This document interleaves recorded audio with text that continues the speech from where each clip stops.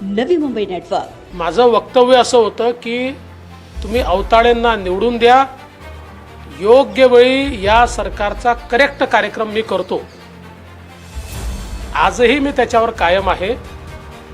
योग्य वेळ जेव्हा येईल त्यावेळेस तो कार्यक्रम करायचाच है। विरोधी पक्ष नेता देवेंद्र फडणवीस की ये बात शायद पंढरपुर मंगलवेढा की जनता के दिलों में ऐसी घर कर गई कि देखते ही देखते सत्ता पर बैठने का ख्वाब देख रही महाविकास आघाड़ी के प्रत्याशी भागीरथ भालके को जोरदार पटकनी देकर जनता ने विजय के ताज का सरताज भाजपा के उम्मीदवार समाधान आवताड़े को बनाया। बता दें कि एनसीपी के दिवंगत विधायक भारत भालके के देहांत के बाद खाली पड़ी हुई इस सीट पर ऐसा लगा था कि भागीरथ भालके को जनता अपना साथ देगी, मगर हुआ उलटफेर। उल्टा समाधान आवताड़े ने एनसीपी के भागीरथ भालके को 3733 मतों के अंतर से हराकर जीत अपने नाम की। भाजपा प्रत्याशी की जीत ने जहां महाविकास आघाड़ी को भी अचंभे में डाल दिया, बल्कि जनता की महाविकास आघाड़ी सरकार के खिलाफ नाराजगी को खुलकर उजागर किया। महाविकास आघाडीच्या नेत्यांच्या प्रतिक्रिया पाहतोय। दुसऱ्याच्या घरी पोरगा पैदा झाल्यानंतर इतकी मिठाई वाटतायत आणि इतके ढोल त्या ठिकाणी वाजवतायत, म्हणजे बेगानी शादी में अब्दुल्ला दिवाना ऐकलं होतं, पण आज ते पाहायला देखील या ठिकाणी मिळत आहे। खरं तर काँग्रेसची अवस्था काय झाली हे आपण या ठिकाणी बघितलं। शिवसेनेचं तर खैर अस्तित्वच नाही आहे। राष्ट्रवादी आजच हारलेली आहे, पण जणू काही ममता दीदी त्या ठिकाणी जिंकल्या म्हणजे देशभरामध्ये तेच जिंकले आहेत अशा प्रकारचा जो काही एक आविर्भाव आणला जातो आहे, तो आविर्भाव मला असं वाटतं की सर्वांना समझतो।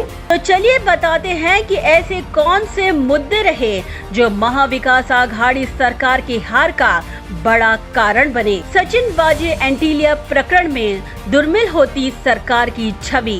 पूर्व मुंबई पुलिस आयुक्त परमवीर सिंह का महाराष्ट्र के तत्कालीन गृह मंत्री अनिल देशमुख के खिलाफ लेटर बॉम्ब। महाराष्ट्र में कोरोना के कोहराम को रोकने में विफल महाविकास आघाड़ी सरकार। लचर आरोग्य व्यवस्था से कई अस्पतालों में आगजनी में निर्दोषों की मौत। ICU, ventilator bed, remdesivir injection की कालाबाजारी।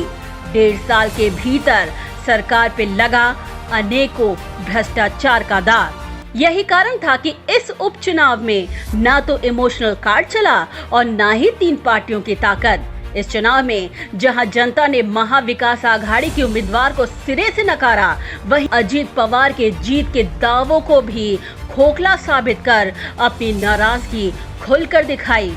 मी पंढरपूरच्या जनतेचे मनापासून आभार मानतो की भारतीय जनता पक्षावर तिथल्या जनतेनं विश्वास दाखवला आणि गेल्या 1.5 वर्षातल्या महाविकास आघाडीच्या गैरकारभाराला, भोंगळ कारभाराला, भ्रष्टाचारी कारभाराला एक प्रकारे आरसा दाखवण्याचं काम हे पंढरपूरच्या जनतेने त्या ठिकाणी केलं आहे। आपण जर विचार केला तर हे सरकार आल्यापासूनची पहिलीच जनरल निवडणूक ही आहे आणि त्या निवडणुकीमध्ये ज्या प्रकारे सरकारी पक्षाच्या वतीनं 3ही पक्ष उतरले, साम दाम दंड भेद असे सगळे प्रकार त्या ठिकाणी वापरले, प्रशासनाचा गैरउपयोग केला, मोठ्या प्रमाणात पैशाचा गैरवापर केला, पण हे सगळं केल्यानंतर देखील त्या ठिकाणी भारतीय जनता पक्षाला लोकांनी निवडून दिलं। विशेषतः मला असं वाटतं की या सरकारने कोरोनाच्या काळात कोणालाच मदत केली नाही आणि विशेषतः 12 बलुतेदारांमध्ये या संदर्भात एक मोठी नाराजी होती। ज्या प्रकारे शेतकऱ्यांच्या वीज तोडल्या गेल्या त्याची देखील एक मोठी नाराजी या सरकारच्या विरोधात होती आणि मला असं वाटतं की ते सर्व एकत्रितपणे आज भारतीय जनता पक्षावर विश्वास दाखवत आणि पंढरपूरमध्ये आम्हाला विठ्ठलाचा आशीर्वाद मिळाला आहे आणि विठ्ठलाच्या चरणी हा विजय आम्ही अर्पित करतो। महाराष्ट्र की जीत की श्रृंखला के साथ असम में भी भाजपा ने अपना जोरदार भगवा लहराते हुए फिर सत्ता में काबिज हुई।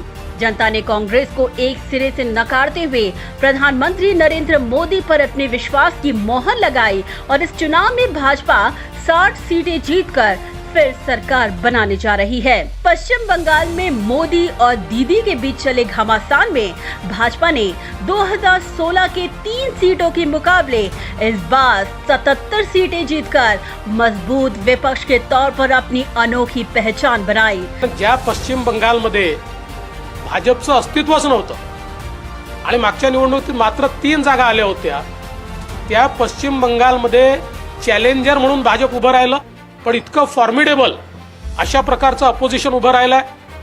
आणि एवढंच नाही तर ज्या मुख्यमंत्री पदाच्या उमेदवार आहेत ममता दीदी यांना देखील त्या ठिकाणी निवडून यायला दमछाक झाली, हे देखील बंगालमध्ये आपण बघितलेलं आहे।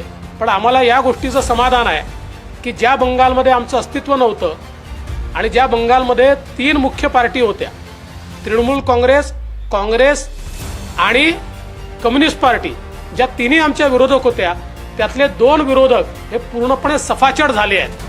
त्यामुळे खरं आत्मचिंतन आता त्यांना करण्याची आवश्यकता आहे। बल्कि खुद नंदीग्राम में भाजपा के प्रत्याशी शुभेंदु अधिकारी ने टीएमसी के प्रमुख ममता बनर्जी को पटखनी देकर एक तीर से कई निशाने किए। इस जीत को एक पंक्ति में बयान करते हुए देवेंद्र फडणवीस ने कहा कि भाजपा ने पश्चिम बंगाल को कम्युनिस्ट मुक्त और कांग्रेस मुक्त कर दिया है। आणि बंगालच्या निवडणुकीचं एका शब्दात विश्लेषण करायचं असेल तर बंगाल हा कम्युनिस्ट मुक्त आणि काँग्रेस मुक्त या निवडणुकीमुळे झालेला आहे। आणि बंगालमध्ये भगव्याचा बोलबाला आता सुरू झालाय आणि हिंदुत्ववादी विचारांना जिथे केवळ डावे विचार होते, आता उजव्या विचारांना भक्कम पाया हा बंगालमध्ये त्या ठिकाणी लाभलाय। इतना ही नहीं, भाजपा ने तमिलनाडु में 2016 में 0 के मुकाबले 4 सीटें जीतकर अपनी लोकप्रियता को कायम रखा। वहीं तमिलनाडु में फिल्म अभिनेता और MNM संस्थापक कमल हसन को भी भारतीय जनता पार्टी की वंती श्रीवास्तव ने नजदीकी मुकाबले में 1728 मतों से मात देकर अपनी पार्टी की ताकत दिखाई। इतना ही नहीं, पांडिचेरी में भी भाजपा ने पिछले चुनावों की तुलना में 5 सीटों की बढ़त के साथ कुल 6 सीटें जीतकर अपना बेहतर प्रदर्शन दिया। मला आनंद आहे की आसाममध्ये पुन्हा आम्ही निवडून आलेलो आहोत। पुडुचेरी हे साऊथ मधलं दक्षिणेतलं एक अजून राज्य आम्हाला त्या ठिकाणी प्राप्त झालंय। तमिळनाडूमध्ये जे एकतर्फी दाखवलं जात होतं तशी अवस्था नाहीये।